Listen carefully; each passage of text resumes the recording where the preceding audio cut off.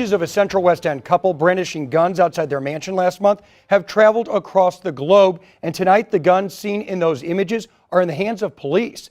Investigative reporter Lauren Traeger was there as one of the weapons was turned over to detectives.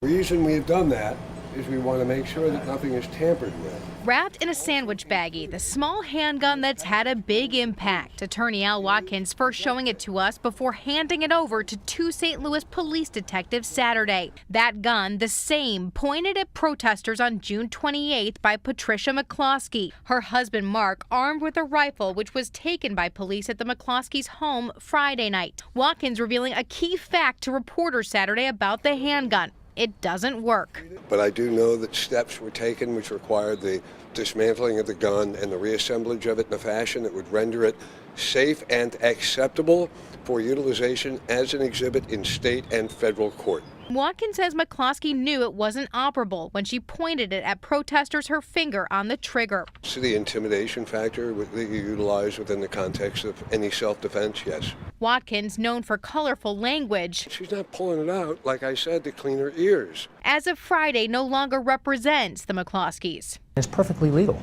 Criminal defense attorney Joel Schwartz now does. This particular case is being used as a political football, and that needs to stop. Instead, he says people need to focus on the facts. I think we need to remove all of the outside noise and look at the facts of the case, and the facts of the case are real simple. Under Missouri law, Castle Doctrine states you have a right to defend your property, and this was private property, in a manner that is reasonable under the circumstances, and it's clear to me they did. Still, he says it's clear from the search warrant the criminal investigation appears to be moving forward. Does it matter whether or not Mrs. McCloskey's weapon was operable? It would matter. The law states that a weapon needs to be readily capable of lethal use. Either way, he maintains the McCloskeys had every right to protect themselves and their home from people trespassing on a private street and says they should not be charged. Moments here developing in St. Louis, a man and a woman there pointing guns towards passing protesters.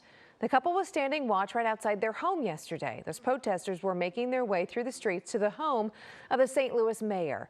Now, the couple was shouting at the protesters while people in the march moved the crowd forward, urging participants to just ignore them at the time.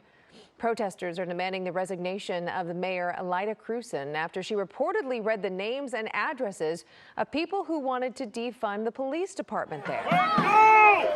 Let's go!